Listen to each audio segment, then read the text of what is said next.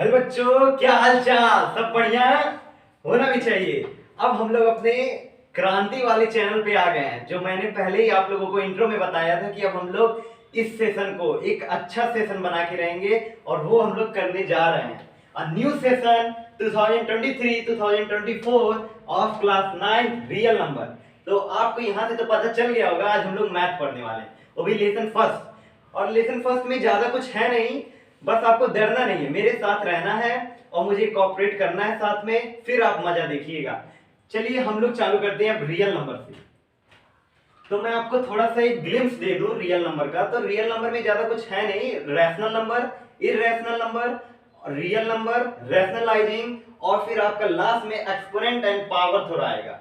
तो आज हम लोग पढ़ेंगे ये रैशनल नंबर, इररेशनल नंबर। बाद में हम लोग पार्ट 2 में रियल नंबर पढ़ेंगे। तो अभी हम लोग रैशनल और इररेशनल पे आते हैं।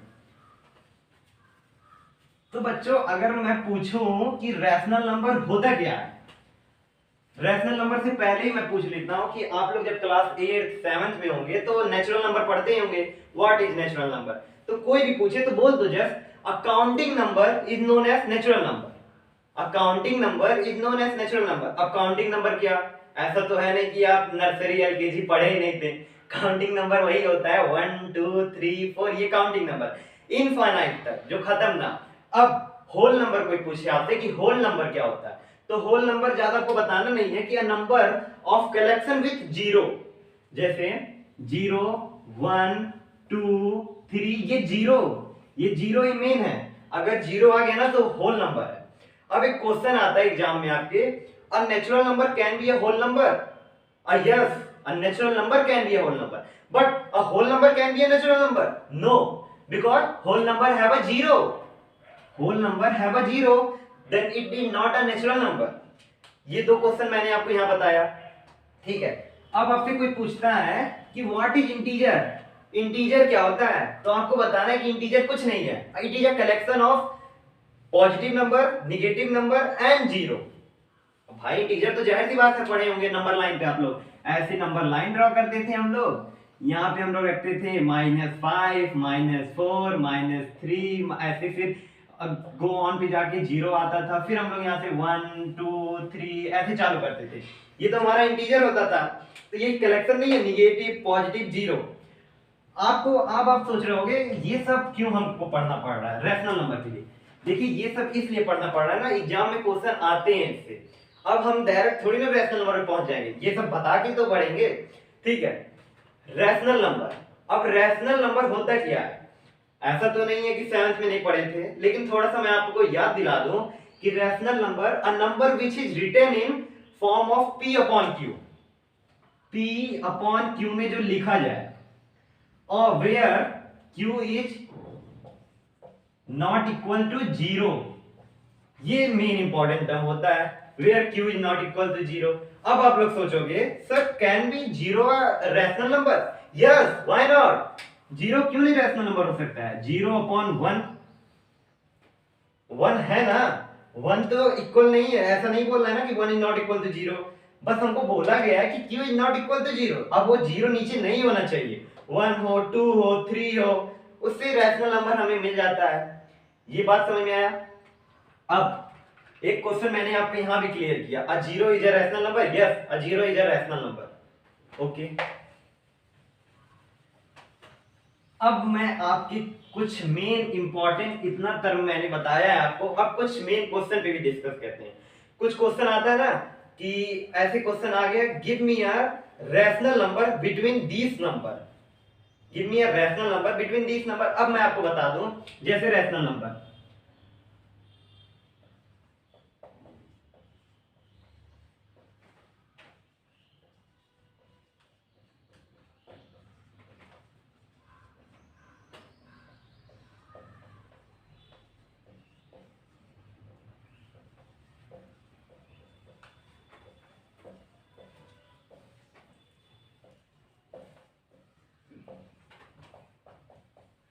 Give me a rational number between 2 and 3। Formula भी है इसके पीछे, ऐसा नहीं है कि कोई दुनिया फार्मूला के हो, इसके भी पीछे फार्मूला देखिए, 1/2 x प्लस y अब आप सोच रहे होंगे कि 1/2 समझ में आ गया, ये एक्स वाई कहां से लाए? भाई घर से एक्स वाई लाना नहीं है हम लोगों को, एक्स वाई हमें यही मिलेगा क्वेश्चन में। अब देखो एक्स वाई याद रखना, वाई जो है ना, एक्स जो है वो हमेशा लेस देन हो वाई से, लेस देन हो वाई से। अब देखो एक्स हमारा 2 हो गया, 3 हमारा क्या हो गया, 3 हमारा वाई हो गया। अब जाहिर सी बात है फार्मूला पे पुटअप करेंगे, 1/2 एक्स हमारा 2 वाई हमारा 3, दोनों को ऐड कर लो तो क्या हो जाएगा 1/2 इंटू 5, 1/2 इंटू 5, इससे इसको काटोगे तो 2.5 आएगा। तो 2.5 is a number, 2.5 is a rational number, accurate rational number which is lying between 2 and 3। जैसी बात हो गया। लेकिन याद रखना ये क्या पूछा था, give me a rational number, only one rational number, not a 2 not a 3, ये नहीं बोला है, ओनली वन। अब हम बात करते हैं सर, बहुत लोग बोलते हैं कि सर अगर कहीं 2 3 4 6 16 तक आ गए तो हम क्या फार्मूला पुट करें? तो ये आपका ना सिंगल रैशनल नंबर के लिए, ये मल्टीपल रैशनल नंबर फाइंड करने के लिए नहीं है। अब मल्टीपल रैशनल नंबर फाइंड करने के लिए मैं उसका भी फार्मूला आपको बताता हूं, डरिएगा मत, क्योंकि मुझे नहीं लगता है क्लास 9 के पहले चैप्टर में कुछ ऐसी दिक्कत की बात है जिससे आपको डरना पड़े और कहना पड़े कि मैथ बहुत बेकार सब्जेक्ट है।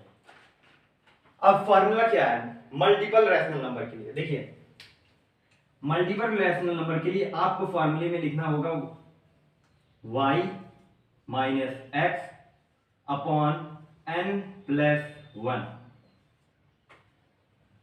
ये रैशनल नंबर का फार्मूला है। अब आप लोग सोच रहे होंगे सर yx तो समझ में आया था पहले टर्म से हमें, लेकिन ये सर n कहां से आ गया? ये n कहां से आ गया? ये n ही बहुत दिक्कत की बात है सर। लेकिन अब मैं बता रहा हूं कोई n कहां से आया नहीं है, आपको सेट करना पड़ेगा। अब देखिए जैसे क्वेश्चन पूछता है ना कि आ गया question, give me a rational number 2, चलिए मैं 5 तक ले जाता हूं, 2 नहीं 5 तक। 5 अगर बोला रैशनल नंबर 2 और 3 के फाइंड करने के लिए, तो 5 तक अगर मैं कहूं 5 rational number between 2 and 3, 2 and 3 के बीच में आपको 5 रैशनल नंबर फाइंड करने हैं।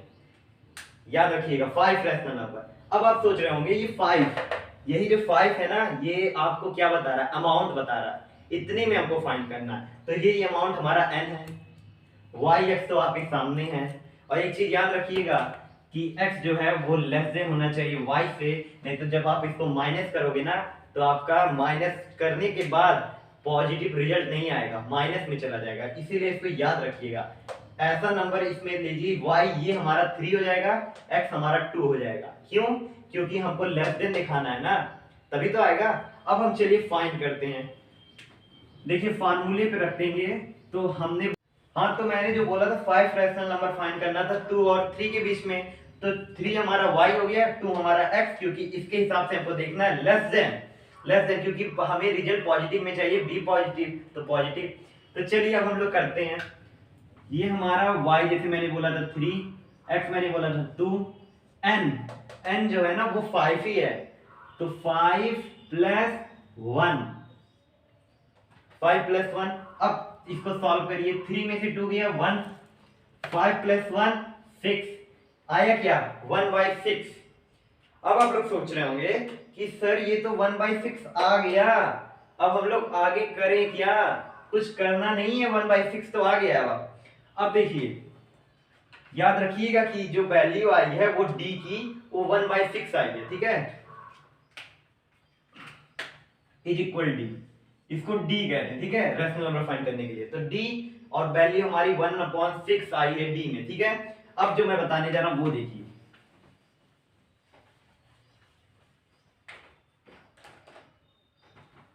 अब फॉर्मूला आपका एक और फिर आता है, ये बहुत इजी है टर्म के हिसाब से। 5 टर्म बोला था फाइंड करेंगे, देखिए x plus D, x plus 2d, x plus 3d और सो ऑन। यही है, मैं इतना आगे नहीं जाऊंगा, लेकिन आप लोग जो 5 टर्म था वो 2 टर्म आप खुद फाइंड कर लेना होमवर्क के तौर में। तो मैं ये 3 आपको करके दिखा दूं। x plus D, x plus 2d, x plus 3d। अब सोच रहे हो कि 3d 2d d क्या है, तो भाई d वही है जो मैंने फाइंड किया है, उसको 5 बार फाइंड करो ना, 5 बार ही तो टर्म मांगा है। x आपकी वैल्यू आपको मालूम ही थी, 2 और 3 थी, जिसमें से x 2 था, तो अब पुट कर लो। पहला 2 1/6 आया था ना, 1/6। दूसरा 2 प्लस, अगर 1/6 को इंटू करेंगे तो क्या हो जाएगा, 2/6। 2/6 को तो अगर मैं करूं 2 1 अपॉन इंटू 6 और दूसरा फाइन करूं x का 2 ही है और 3 इंटू 1/6, ये हुआ। अब देखिए एलसीएम लेने तो आता ही होगा ना, कि वो भी ठीक है, चलिए एलसीएम तो आता ही होगा, इतना नहीं है, तो एलसीएम लीजिएगा और फिर इसको फाइंड करिएगा। 6 अगर 1 6 तो 12 प्लस 1, ये 2/6। अगर एलसीएम लेने में कोई दिक्कत होगा तो डिस्क्रिप्शन बॉक्स में बता दीजिएगा कमेंट में कि हमको दिक्कत हो रहा है, तो मैं उसका भी वीडियो लाऊंगा। 2 इंटू 1 2/6, 2/6 को अगर हम काटेंगे तो क्या हो जाएगा, 1/3 ना, सिंपलेस्ट फॉर्म में 1/3। जैसे देखिए 2/6 1 3। अब सोचोगे किससे काटे हैं, 2 के टेबल से काटे भैया, 2 के टेबल से। तो 1/3, अगर 2 प्लस 1/3 का हम लोग एलसीएम लेंगे तो देखिए 2 प्लस 1/3 का एलसीएम, और इधर का 3 3/6, 3/6 इधर भी आपका जो 3/6 है इसको भी काटिए, 1/2 हो जाएगा, तो 2 प्लस 1/2 इतनी आई। अब हमें इन दोनों का भी फाइंड करना है।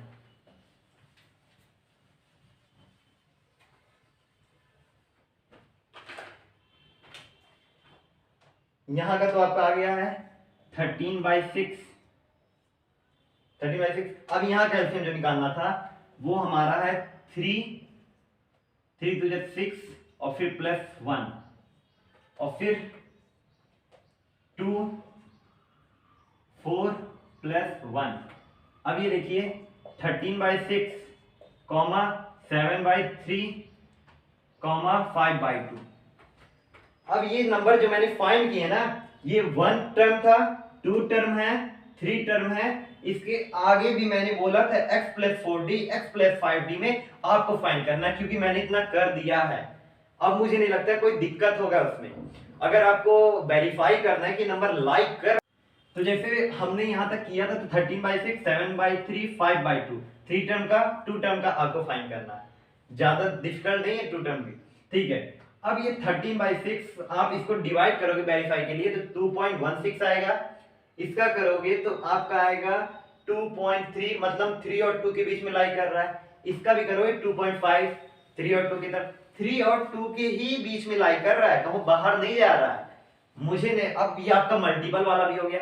अब आपसे कोई भी क्वेश्चन कहीं से भी 16 टर्म तक का फाइंड करने के लिए कहे, बस फार्मूला आपको लगाना है कि d is equal to x, d is equal to y minus x upon n plus 1। Formula d की आ जाएगी, टर्म आपको बनाना है। टर्म कैसे बनाना है, x plus D, x plus 2d, ऐसे आप सो ऑन करते हुए जाओ जहां तक, जब तक आपसे क्वेश्चन पूछे, क्योंकि आप जानते हो आपको पढ़ा दिया गया है। अब आप एकदम महसूस करते हो मैंने कुछ पढ़ लिया है, समझ गए। और बहुत बच्चे बोलते थे ना कि सर हो नहीं पाता है मैथ, कुछ नहीं हो पाएगा और हम फेल हो जाएंगे। तो मुझे नहीं लगता है कि आप अगर मैथ आगे भी लोगे ना 10th 11th 12th तब भी इजी रहेगा। आपकी अंडरस्टैंडिंग पावर कितनी है ये आप पे इंपॉर्टेंट करता है। नहीं समझ में आ रहा है 2 बार वीडियो देखो, 3 बार वीडियो देखो, लेकिन उसको समझने की कोशिश करो। जब तक नहीं समझोगे ना तब तक ये सब चीजें आपको नहीं आएंगी। जब भी मेहनत करोगे तभी कुछ सफलता हासिल कर पाओगे, समझ गए। बार बार आप देखोगे एक कोई भी पत्थर हो उस पे कारपेंटर जब तक मारता रहता है ये हथौड़े से काटी लेके, तो पत्थर एक बार में नहीं टूटता है, लेकिन हाँ समय आने पर वो भी कमजोर हो जाता है और टूट जाता है। वैसे ही हौसला आपको भी डाउन नहीं करना है, क्योंकि समय आने पे आप भी टूट जाओगे, लेकिन कब तक, जब तक आपकी हौसला इरादे बुलंद ना हो। उसको आपको बुलंद करना है, तब जाके ये सक्सेस हासिल कर पाओगे। नहीं तो मैं कहूँ कुछ नहीं है मैथ। समझ गए? मैथ कुछ नहीं है। ये रैशनल नंबर आपका पूरा खत्म हुआ। रैशनल नंबर में अब आपसे कोई दिक्कत नहीं है, लेकिन याद रखिएगा मैंने डिस्क्रिप्शन बॉक्स में आपके लिए वर्कशीट रखा है, उसको सॉल्व करिएगा, क्वेश्चन चेक करिएगा। अगर कहीं भी दिक्कत लगे तो मुझे कमेंट बॉक्स में बताइएगा और मुझे अगले वीडियो में बताइएगा भैया ये क्वेश्चन लगा दीजिएगा, मुझसे नहीं हो पा रहा। ठीक है? और जाने से पहले मैं ये आपसे बोलना चाहता हूं, आप जितना इसको वीडियो शेयर करेंगे, आगे भेजेंगे, उतने ही बच्चे ज्यादा देख पाएंगे। क्योंकि मैं तो बस यहीं तक का हूं, लेकिन आप ही लोग तो मुझे आगे बढ़ाएंगे, बच्चे देख पाएंगे। जो बच्चे स्टडी नहीं कर पा रहे हैं वो सब भी देख पाएंगे, जिनके माता पिता इतना एक्सपेंस नहीं कर पा रहे हैं, अफोर्ड नहीं कर पा रहे हैं, वो भी देख सकते हैं। आप ही लोग पे डिपेंड है, तो उनका भी साथ दीजिए। बाय बाय, सी यू, और अच्छे से रहिएगा। Like and subscribe my channel.